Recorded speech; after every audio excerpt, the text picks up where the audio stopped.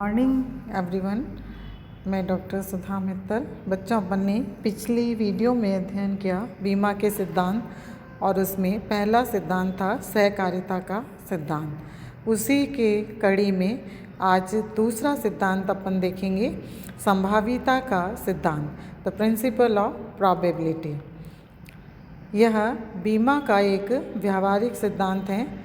इस सिद्धांत के आधार पर ही बीमा की धारणा को क्रियान्वित किया जा सकता है, क्योंकि ये सिद्धांत एक प्रैक्टिकल चीज़ों को लेकर चलता है और इसके आधार पर जो बीमा के कॉन्सेप्ट हैं वो इम्प्लीमेंट हो सकते हैं। क्योंकि किसी भी व्यक्ति के साथ कब क्या होना है तो उसकी अनुमान के आधार पर ही वो अपने जीवन का, अपने जोखिमों को बचाने का प्रयास करता है। तो संभावनाओं का जो सिद्धांत यानी संभाविता का सिद्धांत है, ये उसी धारणा पर आधारित है। बीमा अनुबंध में प्रीमियम बीमाकर्ता का प्रतिफल है, जिसके बदले वह जोखिम उठाने का वचन देता है। दूसरे शब्दों में बीमा का मूल्य उसकी प्रीमियम होते हैं। यह मूल्य उचित होना चाहिए, अन्यथा लोग बीमा में रुचि नहीं लेंगे, क्योंकि केवल अनुमान के आधार पर व्यक्ति अपनी जोखिमों को फेस करने के लिए तैयार होता है या अपने जीवन के प्रति उसकी सुरक्षा का प्रयत्न करता है, क्योंकि उसे यह ज्ञात नहीं होता है कि फ्यूचर में यानी भविष्य में क्या होने वाला है। वो ये एक अनुमान लगाता है, कल्पना करता है और उस आधार पर संभाविता के आधार पर वो इस प्रकार के कार्य को करने के लिए तत्पर होता है। तो ऐसी स्थिति में जो बीमा करता है तो उसे अपनी जो जोखिम की मात्रा है तो उसका जो प्रीमियम है उसके प्रीमियम की वैल्यू उचित रखी जानी चाहिए, ताकि व्यक्ति अपने बीमा कराने के लिए तत्पर हो सके। बीमा प्रीमियम का निर्धारण जोखिम की मात्रा एवं संभावना के आधार पर किया जा सकता है। जहां जोखिम की मात्रा एवं संभावना अधिक होगी वहीं प्रीमियम भी अधिक होगी, तथा जहां जोखिम कम होगी प्रीमियम भी तुलनात्मक रूप से कम हो जाएगी। अतः बीमा प्रीमियम के निर्धारण के लिए संभाविता के सिद्धांत को आधार माना जाता है।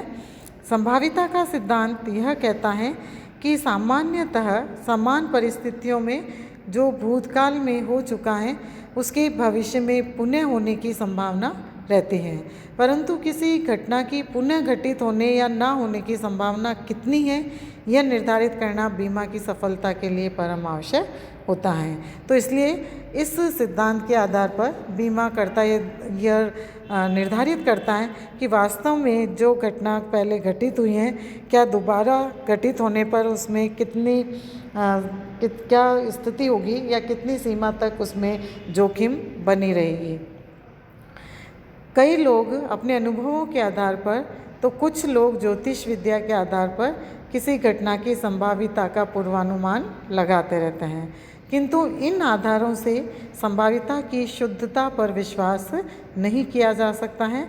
अधिक शुद्धता के संभाविता की गणना करने के लिए सांख्यिकी विधियों का उपयोग करना उपयोगी होता है।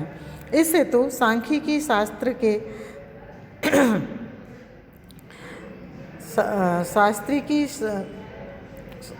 के महंक जड़ता का सिद्धांत उपयोग किया जाता है।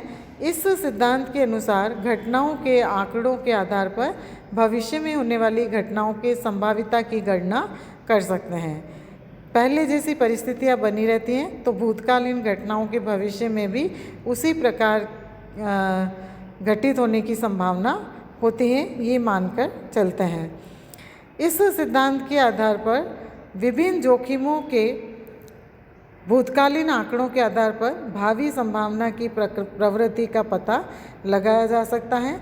पिछले समय में हुई घटनाओं के आंकड़ों के आधार पर मृत्यु तालिकाएं तैयार की जाती हैं, जो व्यक्तियों की मृत्यु की संभावना को प्रकट करती हैं। तो इस प्रकार यह सिद्धांत बीमा प्रीमियम के निर्धारित करने का वैज्ञानिक आधार प्रदान करता है और इस प्रकार संभाविता का सिद्धांत बीमा का महत्वपूर्ण एवं व्यावहारिक सिद्धांत माना जाता है।